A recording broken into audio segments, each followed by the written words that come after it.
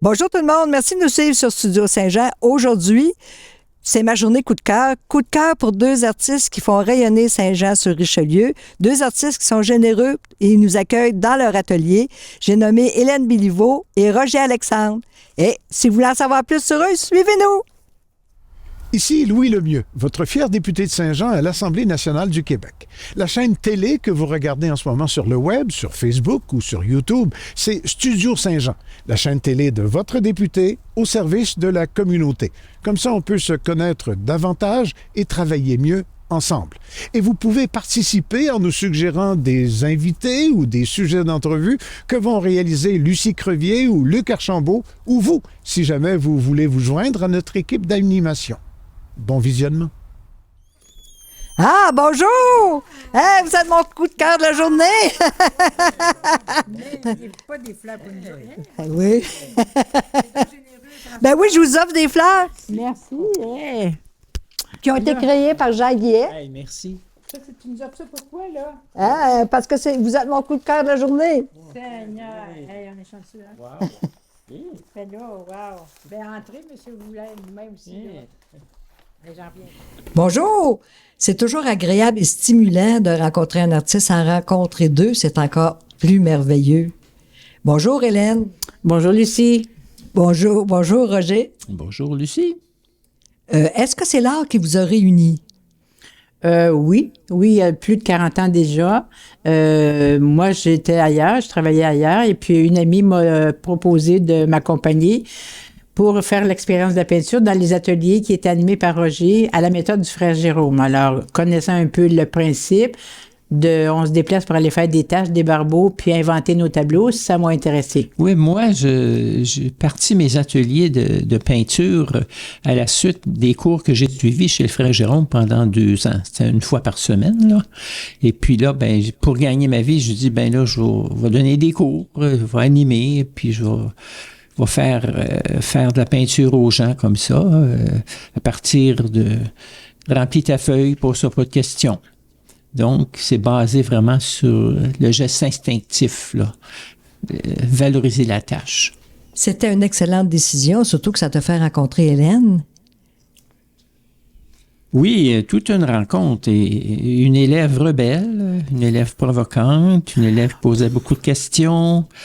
Mais bon, évidemment, je l'ai remarqué, forcément. Et puis, il est arrivé ce qu'il est arrivé. C'est comme toujours, je dirais que ça a été une passion aussi, comme la peinture. Donc, c'est vraiment la passion qui a animé notre rencontre en art et en personne.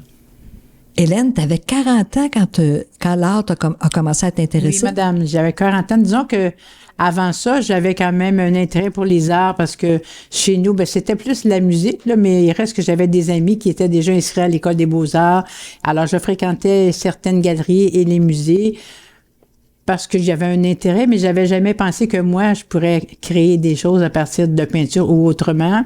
J'avais fait comme de l'artisanat un peu, tu sais, des émaux sur cuivre, de la céramique, mais pas vraiment, plus des choses techniques. J'avais jamais eu l'occasion de me laisser aller à créer à partir de mon instinct, si on veut, là. Et toi, Roger, t'avais quel âge quand t'as commencé? Ouais, 29 ans. Quand j'ai commencé la peinture, j'avais été remercié de mes services comme animateur pastoral, métier que j'ai exercé pendant 3 ans et c'est ma sœur Ghislaine, moi, c'est toujours des circonstances, hein, qui m'a appelé, qui m'a dit, moi, je vais chez le frère Jérôme, le docteur Loutier, qui était son médecin, il lui a conseillé d'aller faire de la peinture chez le frère Jérôme, là, pour se libérer, comme une sorte de thérapie aussi, hein.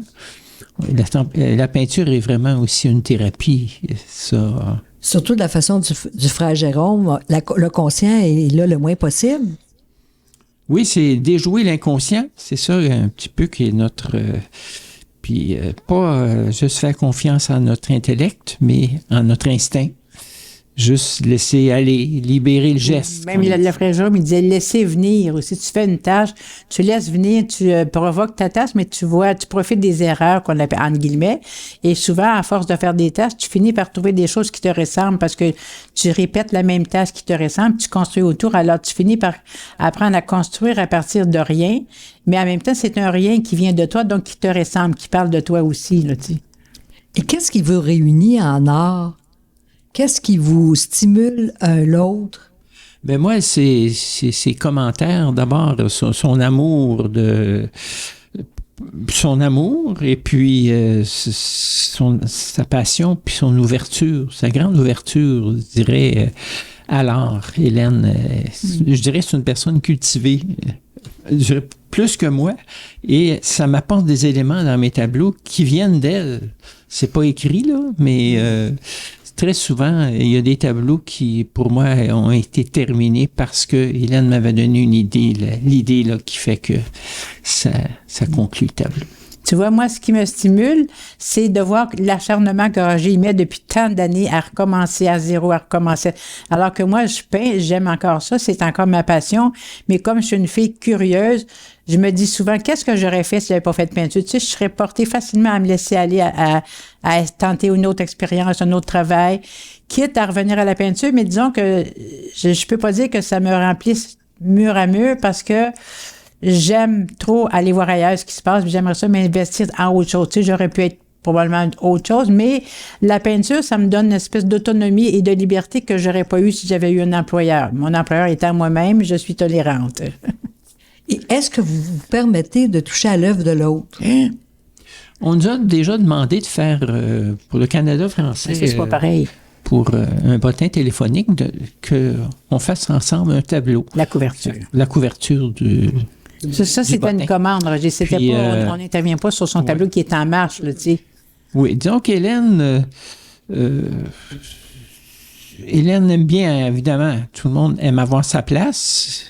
Et puis, je ne sais pas si elle est aussi tolérante que moi pour... Non. Non. Donc... Mais tu sais, Roger, il va m'inviter plus souvent à aller voir, à réagir à ses tableaux. Qu'est-ce que tu en penses?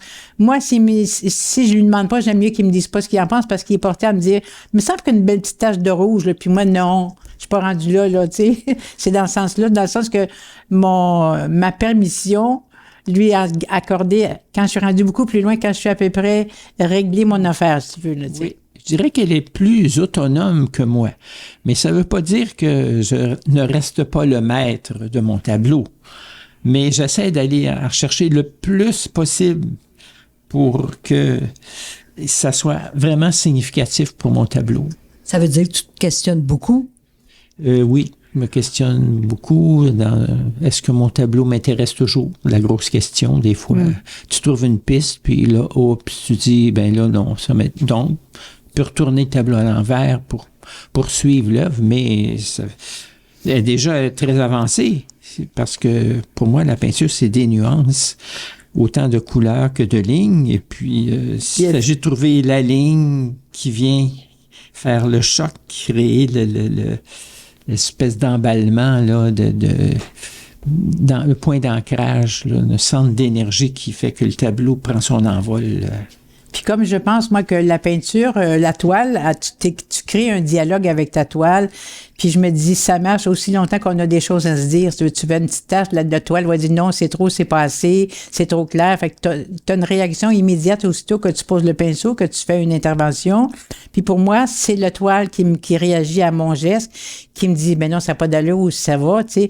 Mais je me dis l'œil, puis mon instinct me guide pour aller aussi loin que je peux aller. Quand ça va trop loin, je le sais, on le sent aussi. Je me dis, bon, là, j'ai dépassé, pas la raison, j'ai dépassé les choses qui étaient nécessaires. Le reste, ça devient peut-être du superflu ou même du coloriage. Alors ça, la limite est difficile. Tu sais, des fois, il faut faire une petite ligne. Dire, là, j'ai assez parlé, j'ai assez dit. Je vais la laisser aller, je vais la laisser reposer, puis je verrai demain s'il y a encore des choses, on a des choses à se dire. C'est dans ce sens-là, comme ça que je travaille, moi. Êtes-vous encore étonné par l'œuvre de l'autre? Toujours, c'est le tableau, c'est un tableau surprise, c'est toujours une surprise. Si c'est pas une surprise, ben ça vaut peut-être pas la peine. C'est parce qu'on a répété des choses, on a fait de la mémorisation. On le sent quand notre âme vibre. Hein? C'est ça qui est le plaisir aussi. Moi, j'ai toujours ça m'a fait vivre ça. Rester vivant. Ben ça vient directement du frère Jérôme. C'est une peinture vivante. Une peinture qui se remet en question continuellement. C'est vrai, et comme Hélène dit, c'est un dialogue qu'il faut mener jusqu'au bout. Et puis, j'aime bien aussi avoir le dialogue avec ma conjointe aussi, qui vient interférer, là. Sur demande seulement. Sur demande seulement, oui, mais c'est ça, je trouve que c'est le fun. Elle vient pas avec son pinceau, mais elle vient avec toutes ses réflexions et ses multiples réflexions parce qu'elle est très, très généreuse. Mais tu vois, tu te demandais si on est encore étonné. Moi, je me dis, chaque tableau, pour moi, c'est une découverte parce que j'ai jamais de scénario et j'ai pas de croquis. Alors, j'y vais un peu en aveugle. Puis, à un moment donné, le tableau te dit, ça suffit. Mais en même temps, moi, je pense que notre production est pas égale. On a des moins bons tableaux, des meilleurs tableaux. On a des tableaux qu'on dit, ah, c'est moi qui ai fait ça. Tu sais, il y en a comme ça, heureusement, pas souvent, mais il y en a qui nous surprennent parce qu'on pensait jamais être capable d'aller aussi loin. Pour moi, c'est ceux-là que j'espère faire le plus souvent possible. Il y a tous les autres qui sont corrects, là. Puis il y a les autres qu'on veut pas montrer. Mais tu sais, moi, en tout cas, ma production est pas égale. J'ai des humeurs, j'ai des bonnes, des mauvaises périodes. Puis je me rends compte que je trouve que c'est normal parce que si moi je peins avec qui je suis, ben je suis comme ça dans ma vie aussi, tu sais. Alors ceux que j'appelle mes chefs-d'œuvre entre guillemets, ben ceux-là il y en a pas tant que ça, mais c'est ceux que je préfère, que j'aimerais répéter dans le sens où j'aimerais me sentir assez bien à chaque fois pour être capable d'aller jusque là, tu sais. Est-ce qu'on peut visiter vos ateliers? Bien sûr, bien sûr. Ah, bien sûr. Alors, c'est une invitation. Absolument. On vous suit? Oui. Hélène, on va dans ton atelier? Certainement, ma chère. Je te suis? Par ici. C'est un petit atelier un peu intimiste, là, mais tout est à la portée de la main. Oh, wow. Alors, c'est pour ça que je me dis, l'espace, des fois, je me sens à l'étroit parce que quand je fais des tableaux de 6 par 7 pieds, ça prend du recul. Oui. Mais là, j'ai d'autres endroits où je peux aller à l'arrière, puis au pire, je déménage tout ça, puis je m'organise. Qu'est-ce qui me surprend en premier, c'est tes brosses. Oui. Elles ont l'air toutes du même type, à peu près raides, un petit peu. Oui, parce que finalement, tu sais, au lieu de. J'ai très peu de pinceaux à poils mous parce que je lèche pas beaucoup, je gratte ou je brosse. Puis souvent, même, je coupe les poils pour qu'ils soient encore plus courts pour avoir un outil qui est plus raide. Puis ça me permet aussi que quand je mets de la pâte dans mes tableaux, de pouvoir faire des signes dedans. Tu sais, il n'y en a pas dans celui-là tellement, mais quand le pinceau est raide, tu peux travailler une écriture dans ta pâte. Oui. Alors que quand c'est mou, ben je sais pas. Celui-là, tu es en train de travailler dessus. Oui, bien, c'est un tableau que j'ai commencé au symposium. Et puis là, ben, comme tu as raison, on n'a pas beaucoup de temps pour le faire. Puis là, je l'ai ramené il va probablement changer complètement. Mais oui, je vais le retravailler. J'avais envie de l'amener ailleurs, mais il y a des choses qui vont rester. Tu sais, je sais pas si tu te rappelles, on avait fait une intervention avec d'une autre artiste. Oui. Alors, dans celui-là, il y a des couleurs de saumon. Je vais les garder parce que je trouve que c'est intéressant, mais je me dis, je vais garder des éléments. Des choses comme ça, puis je vais probablement varier un peu plus la palette, puis peut-être les matières aussi. Là, tu sais, j'aime beaucoup faire du collage. Des fois, ça m'arrive de mettre des mots, des textes, puis il va aller, je sais pas encore, je sais jamais d'avance, mais disons que ça se bâtit à mesure, puis il faut que ça soit agréable, n'est-ce pas? Hélène, à part du frère Jérôme, je pense que tu as fait une formation à l'université. Oui. Le frère Jérôme, ça, c'est des ateliers que j'ai suivis, surtout chez Roger Alexandre, qui travaillait à partir de la méthode du frère Jérôme. Donc, les tâches, le geste est spontané, tu remplis ton affaire, tu poses pas de questions. Tu sais, c'est vraiment l'instinct. Puis c'est une méthode qui me convient très bien. Je peins encore comme ça, mais je suis allée quand même me chercher des outils parce que comme ça commençait à déballer ma carrière, ou en tout cas mon travail, je sentais le besoin d'aller apprendre des techniques, comment faire des couleurs, c'est de la cuisine déjà en partant. Alors j'ai fait un certificat en région, puis après ça je suis allée au bac, j'ai fait le bac en entier et j'ai pris aussi des sessions en gravure, puis en technique mixte, puis en collage, puis en papier, tu sais. Je suis allée me chercher des bons outils. J'ai été 5-6 ans là, à me traîner les pieds là. C'est important, puis ça paraît dans tes toiles. Ah, bien, écoute, merci. Parce qu'on sent tout l'équilibre aussi, la force de tes toiles, même si c'est non figuratif. On voit beaucoup de choses dans ce que tu fais. Hein? Mais c'est sûr qu'en abstrait, il faut construire quand même. Tu sais, il ne faut pas que ça soit gratuit. Parce que quand tu as le moindrement l'œil habitué ou exercé, un tableau qui est gratuit ou qui n'a pas vraiment été... Il y a une réflexion à faire même en abstrait, au niveau des volumes, le rapport de force, des formes, l'équilibre des couleurs. Puis ça s'apprend. Tu sais, tu peux l'avoir d'instinct, mais c'est jamais assez. Moi, j'avais un instinct, j'avais comme une espèce d'aptitude, mais je me suis rendu compte qu'en suivant des cours, que tu apprends aussi à organiser ton espace pour que le tableau soit, tu puisses dire, ben, il est fini, là, tu sais. Alors que des fois, tu te dis, qu'est-ce qui marche pas, qu'est-ce qui se passe pas. Tu sais, il y a des choses qui sont pas concluantes si tu sais pas comment ça marche. En tout cas, c'est mon avis, là. Oui, moi aussi, je pense que c'est bien important. Ouais. À part de ça, tu as fait beaucoup d'équitation, je pense, hein? Il y a une quinzaine d'années, oui. Tu as eu toutes sortes de prix. J'ai eu des rubans, des compétitions quand même régionales, pas, mais il reste que, comme je suis quelqu'un qui a très peu d'équilibre, j'ai aussi beaucoup de prix de la personne qui a eu le plus chuté pendant la semaine ou pendant le mois. D'ailleurs, j'ai quelques fractures de vertèbres à mon crédit qui me font souffrir maintenant en vieillissant. Mais oui, ça a été un sport que j'ai aimé beaucoup parce que le cheval, c'est un animal noble dont à mon avis, la seule défense, c'est la fuite. Alors, si tu le traites bien, il est fidèle puis il te rend bien la chose. Mais il reste que oui, ça a été une espèce de passion un peu folle. Puis je me suis rendu compte qu'un cheval de test d'équitation à l'obstacle, alors tu es assis assez haut, n'est-ce pas? Ouais. Puis moi, j'ai le vertige. Alors quand je regardais même au pas par terre, je me disais, oh my God, qu'est-ce que je fais là, tu sais.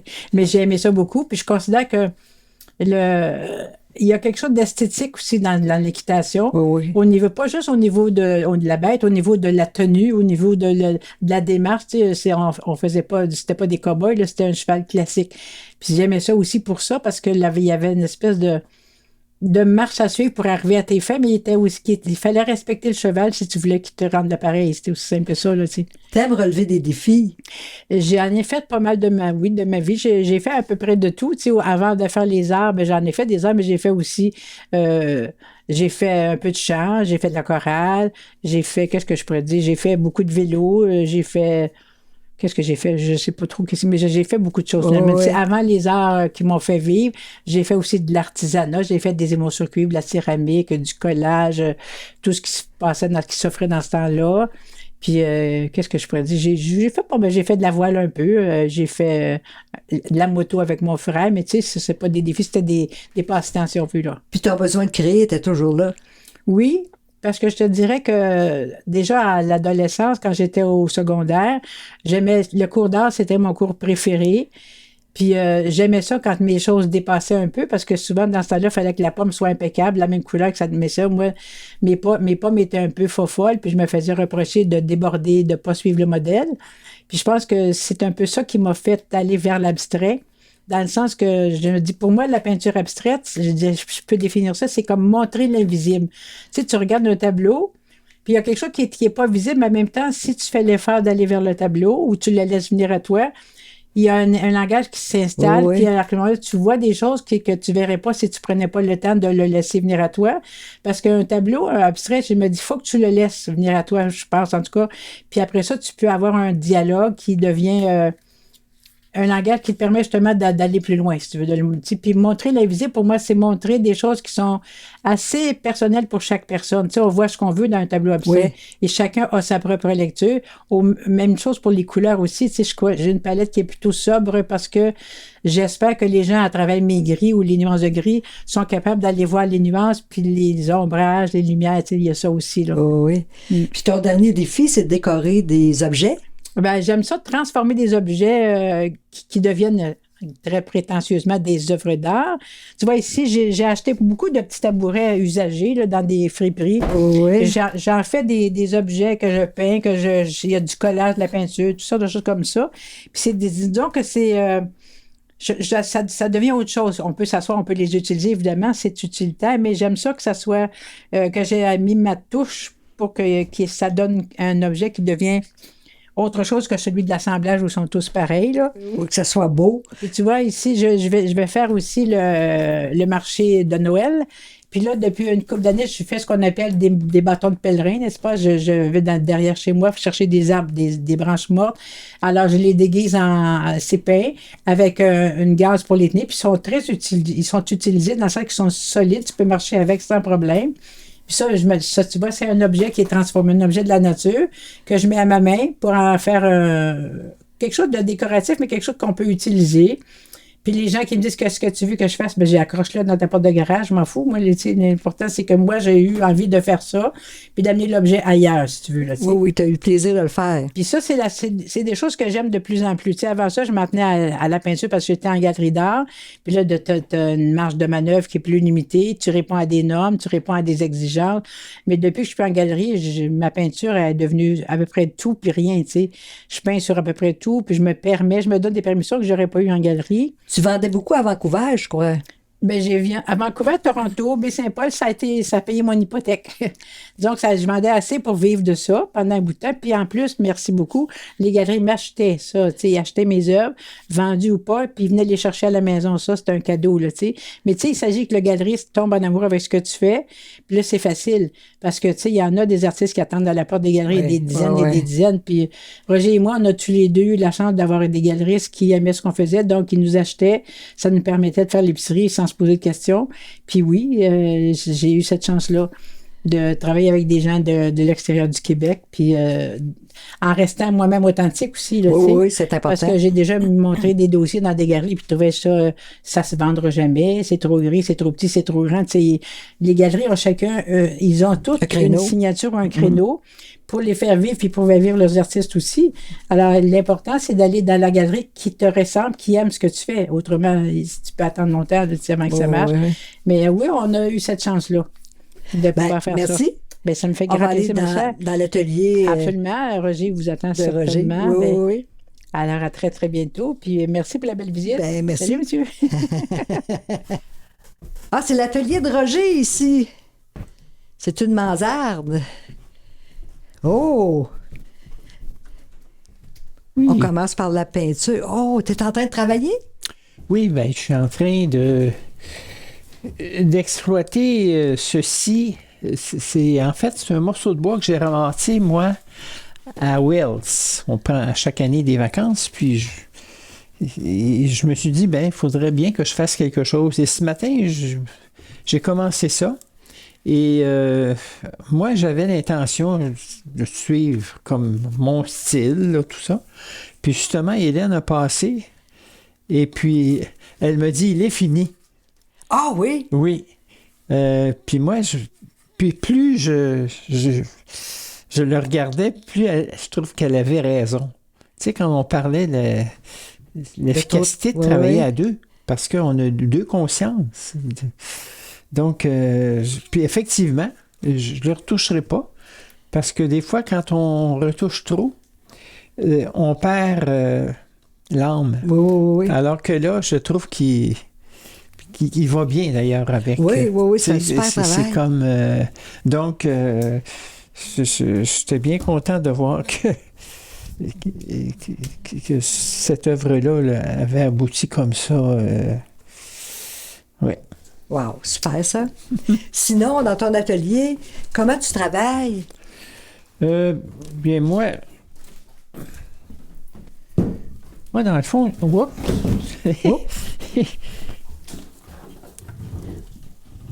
Ce que je te...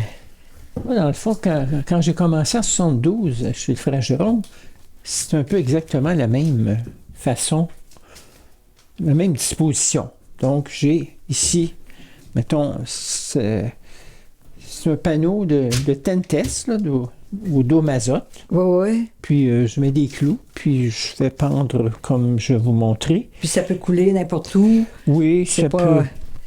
c'est comme... Celui-là, est-ce qu'il est terminé? Celui-là, oui, c'est un tableau. Ça... Mais je retouche beaucoup, hein, ça. Oui. Donc, et là, le tableau étant là, la toile étant là, moi, je tout simplement, je mets mes couleurs comme ça. Oh, ta tablette, elle est là, oui. Oui, ce que j'ai découvert aussi, c'est de mêler mes couleurs avant. Je trouve que c'est... ça, c'est un jaune. Oui. Ça va beaucoup plus... C'est plus harmonieux. Oui. Parce que tu n'es pas toujours en train de mélanger. Ça, c'est la couleur peau. Ça, c'est mon petit crème ici, que j'aime bien, ici. Ah oui. C'est déjà stimulant de poser cette couleur-là sur la toile. Ça, c'est un petit vert aussi. Encore ici. C'est un verre que j'avais C'est peu tout, c'est- utilisé. C'est presque la couleur de ta chemise. Ben oui. Puis, justement, Hélène m'avait dit, hey, il est beau ce verre-là. Fait que j'ai écouté, puis je l'ai remis dans d'autres Ah oui, tableaux. oui, c'est ça. Ah, il- ben là, ici, il est déjà là. là. Oui, Ouais, oui, c'est oui. ça. Ici, ça a changé. Hein. Je l'ai transformé, puis là, je le regarde, puis je trouvais qu'il y avait une belle profondeur, là, mais c'est comme si le métier,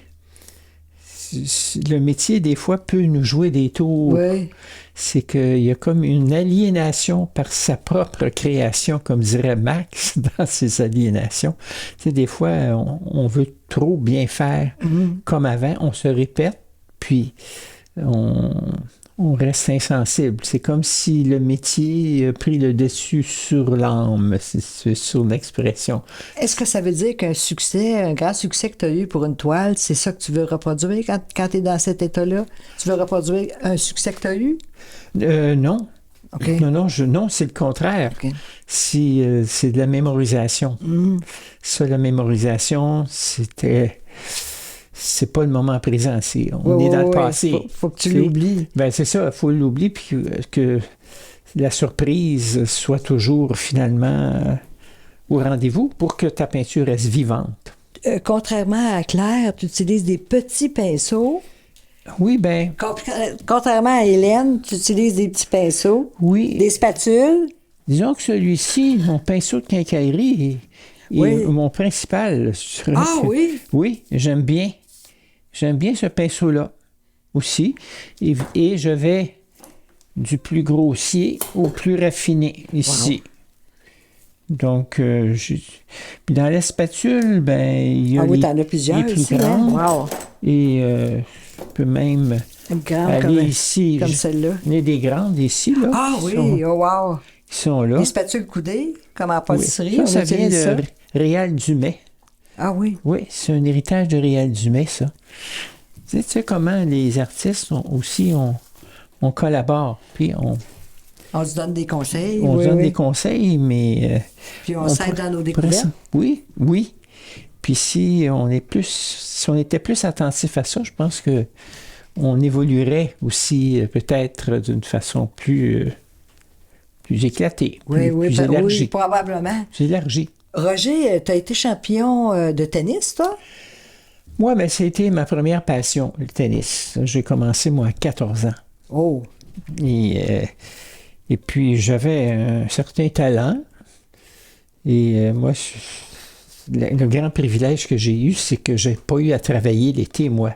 Mes parents ont dit, toi, tu as du talent pour le tennis, ben joue au tennis. Wow, tu as été chanceux. Alors, écoute, j'ai fait une belle vie, dans le fond. Tu sais, j'ai joué au tennis pendant mes étés. Et puis, c'est ça. Tu joues encore, je pense. Oui, c'est le coup de raquette. Hein? C'est Oui, toujours oui. le plaisir est dans le coup de raquette. Tu as gagné des prix, tu n'as pas été champion? Ben moi, j'ai été 13 ans champion de Saint-Jean de la région. Là. Ici, j'ai joué contre le champion du monde au tournoi de l'Expo parce que j'avais battu en qualification des bons joueurs aussi, mais j'avais joué contre Roy Emerson, qui était le numéro 1 mondial. Wow, tu devais être nerveux, ce journée-là? Ben oui, mais en même temps, on joue. Tu sais, je voulais juste jouer ma game. Hein, tu sais, puis bon, sur 22 parties, il y en a 19 qui sont devenues à égalité. Oh! Même si ça avait fini 6-0, 6-2, 6-2, je pense. As-tu fait signer une balle? Non, mais j'ai des photos avec Roy Emerson.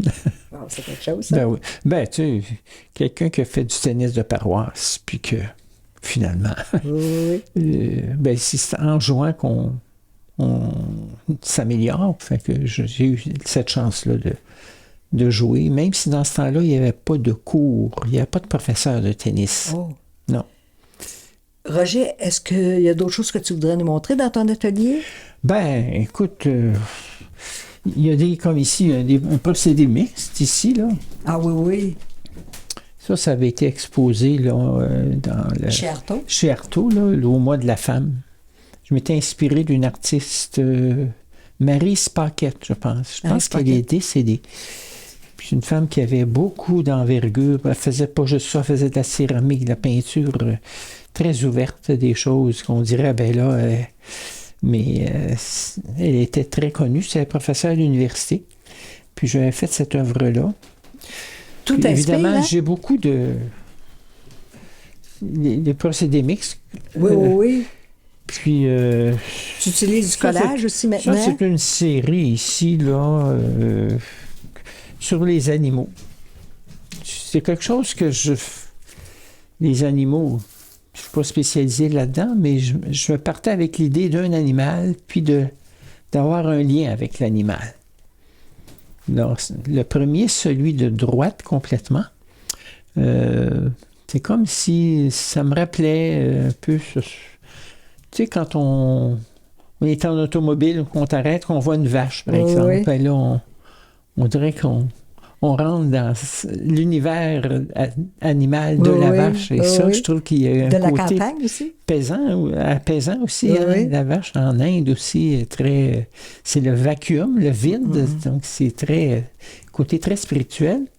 Fait qu'il y a une quête dans tes tableaux. Il y a une quête. Oui. Ben, une quête... moi, je suis toujours... moi, j'ai commencé la méditation en même temps que la peinture. Donc, c'est ces deux amis là, qui évoluent ensemble. Donc, la quête, je dirais, moi, c'est la transcendance.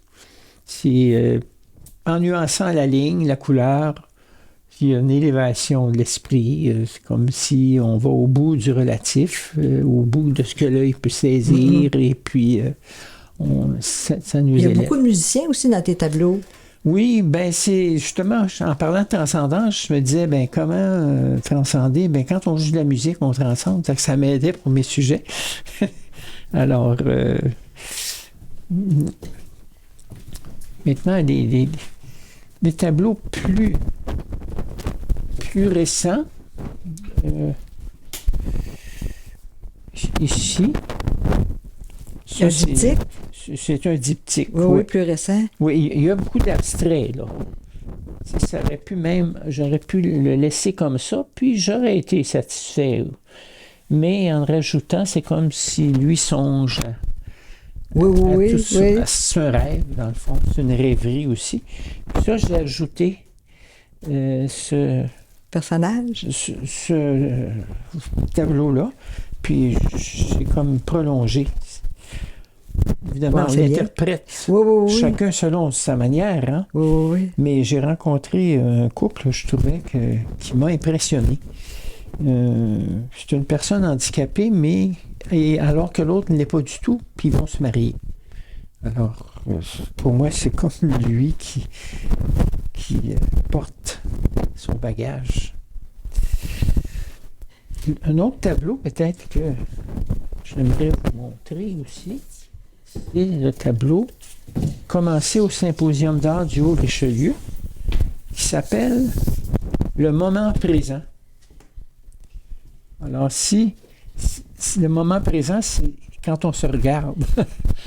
Oui, quelle idée! Oui.